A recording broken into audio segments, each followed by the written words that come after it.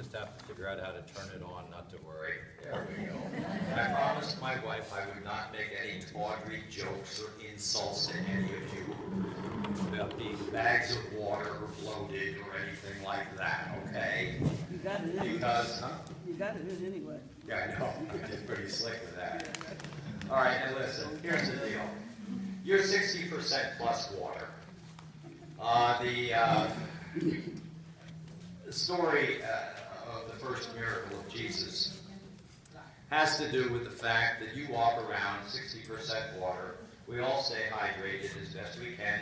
And I know there are occasions when people look at me and say, oh, you look terrible, and then pinch my skin to see if it bounces back. That's how you know if you're dehydrated or not. Keep it in mind for athletic fields, please. The whole understanding of what Jesus was doing with that miracle was that he was going to take the common, ordinary person who is water-based and transform that life into the finest wine imaginable.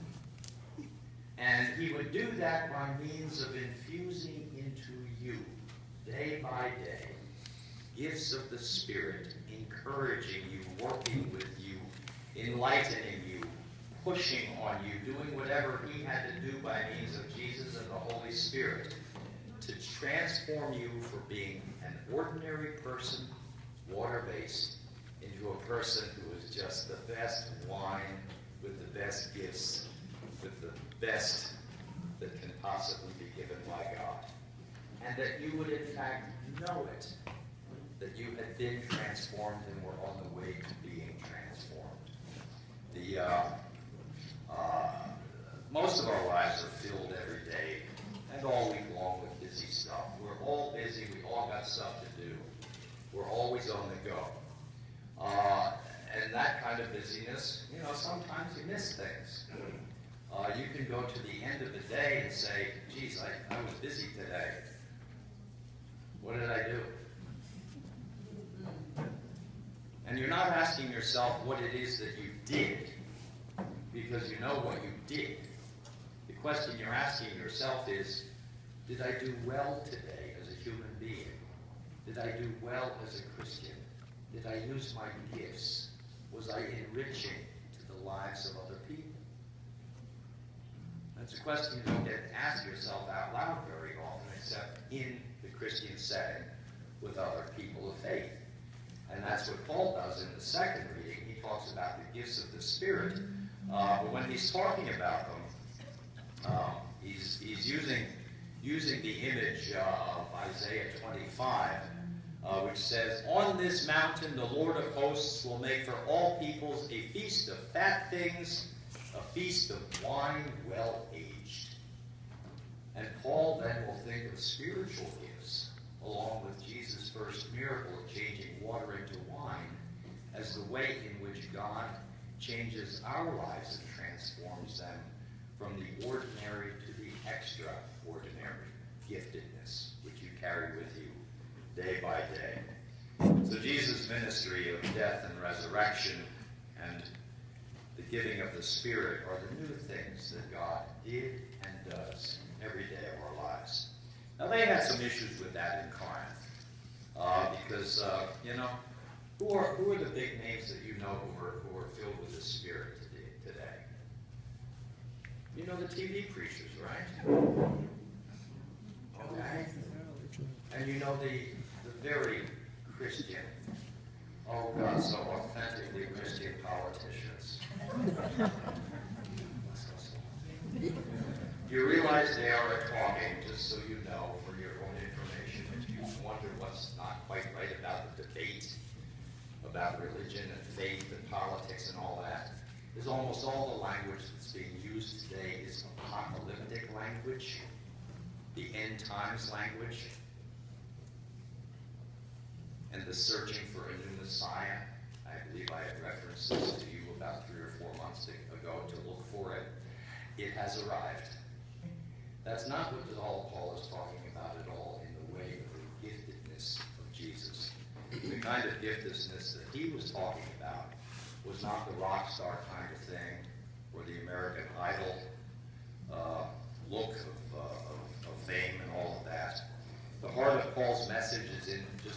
verses in his section of the letter that George read. Now there are a variety of gifts, but the same Spirit, and there are varieties of service, but the same Lord. There are varieties of activities, but it's the same God who activates all of them in every one. To each is given the manifestation. Right? That's epiphany, by the way. That's what word epiphany means, manifestation or appearance. But to each is given the epiphany of the Spirit for the common good. Okay? If I say for the common good to you every week for the next 9 months, you will be sick of it, but you're going to be hearing it. And that's where it comes from. Because any giftedness you have is in fact used for the well-being of other people. I was talking to one of the members of our congregation who was at the mall in the hardware section. I don't know. You know, sometimes you have an attack and really not too bright.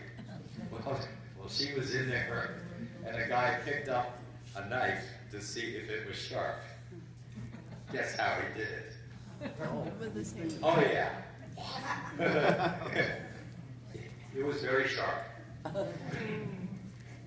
But she's also one who happens to carry around an emergency kit because she has kids and a husband.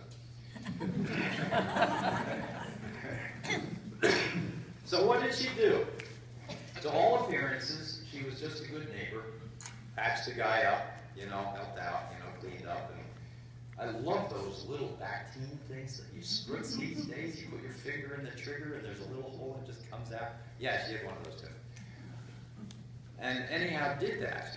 But as she was telling me about it, because she thought it was sort of funny what the guy had done, you know, I said, you know what you did? You were kind, but not nice. You know what I think about nice? Not much. You were kind because in the Bible, kindness as a spiritual gift is your specific observation and desire to help in a way that matters at that moment, which is precisely what she did. At the same time, she was generous with her goodwill in the sense of helping at that moment. So you see what happens. Paul talks about the spiritual gifts as accruing. As you do one and are given one, and you practice that one, others begin to accrue with you. So you go from kindness to generosity of spirit, you know, to other things from there.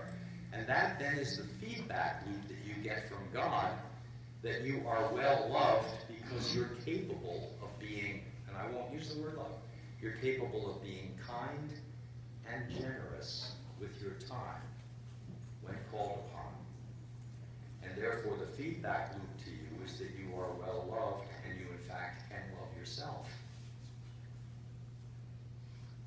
The other thing that comes up a lot of times, what Paul was talking about, he talked about the ways in which speaking in tongues, glossolalia, which you would know from worship services sometimes in other kinds of Christian churches, talking in tongues, and then having somebody most of the time unable to translate it. But usually speaking in tongues is always words of praise. If you've ever been tongue-tied because you've been so happy you didn't know what to say, that would be speaking in tongues. However, the kind of tongues that Paul was speaking about as gifts of the Spirit and your ability to translate was not just joy, but also when you're screwed up. And when you're messed up and you don't know what to say, and you have all worked with people in your lives, as I have, who are just had so much happen, trauma, that they simply are unable to make an intelligent utterance, to make sense of what's going on in this event.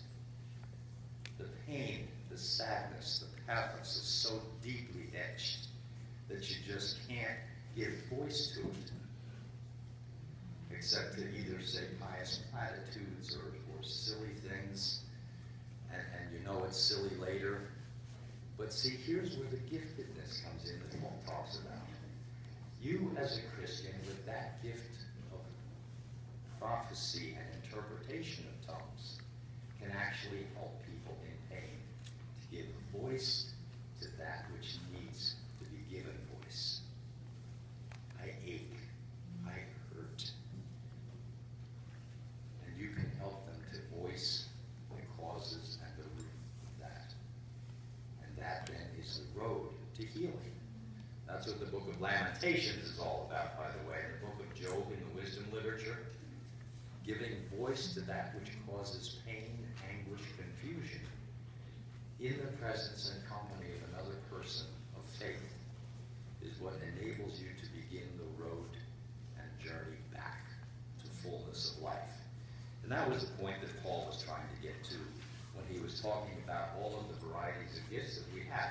Some of you can do some of that stuff, others can do other of that stuff, and so on and so forth. But working as a team, you can really accomplish a lot in people's lives.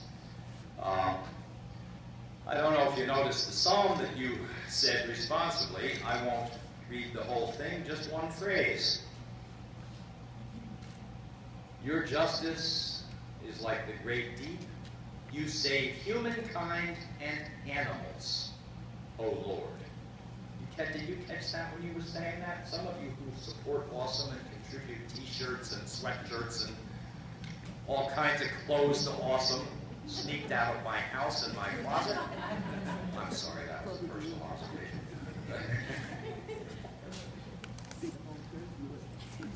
You see, that is who we are. And that's the only function of spiritual giftedness, which God gives us through Jesus and the Holy Spirit, is the giftedness of saving humankind and animals, and in fact the creation. That's our job, that's our purpose, that's our mission in life. And so that when you work with Awesome, for example, to use the animal image, or you care for wayward strays, people or animals, you are in fact doing that work of salvation which you have been called upon by God to do, and with which He has equipped you with the gifts necessary to do it. And He's equipped you with the team needed to help if you're unable to do certain of those things. That's called tikkun olam, right? The Hebrew word for repairing the world. And that is what we do, and that is who we are.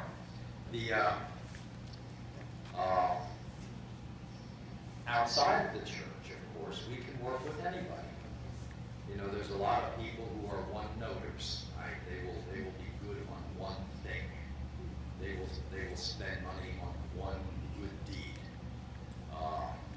They can be atheists, they can be theists, people who believe in God but aren't sure what they mean when they say they believe in God. With Muslims, with atheists, with anybody of goodwill. We can work in the community with anybody for the sake of tikkun olam, for the sake of the well-being of the world, repairing it. But the bottom line for us is that you keep in mind that as you have been infused with the good aged wine of the gifts of the Spirit, and you have been transformed from just being a water-bearing creature to a creature that tastes good and does well with your life in the care of other people. That then is what you bring into the mix of everything that you do in your community living. And it is that which you want to infuse and transform into other people. That's called evangelism and conversion and testimony.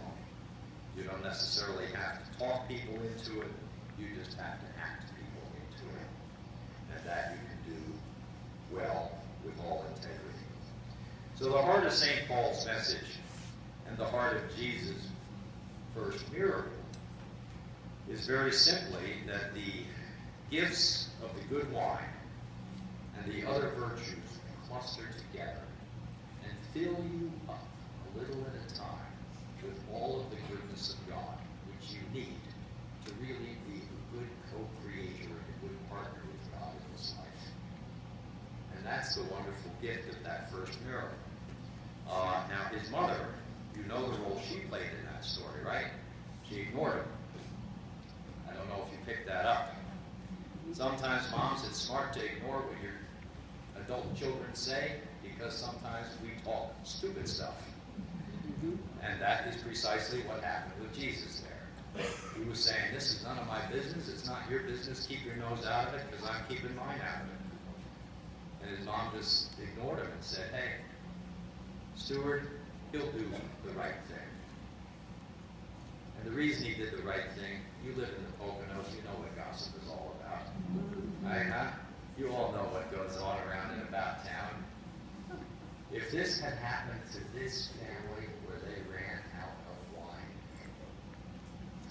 at a party which lasted 6 nights and 7 days, by the way, that was the receptions in those days. They would have been the butt of every family gathering for the rest of their lives.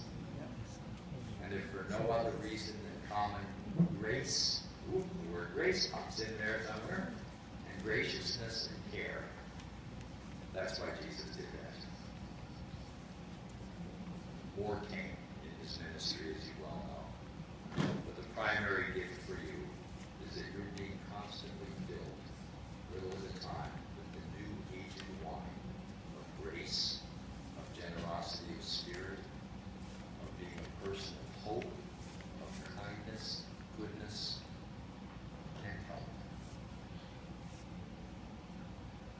Jesus is your good news, and you are their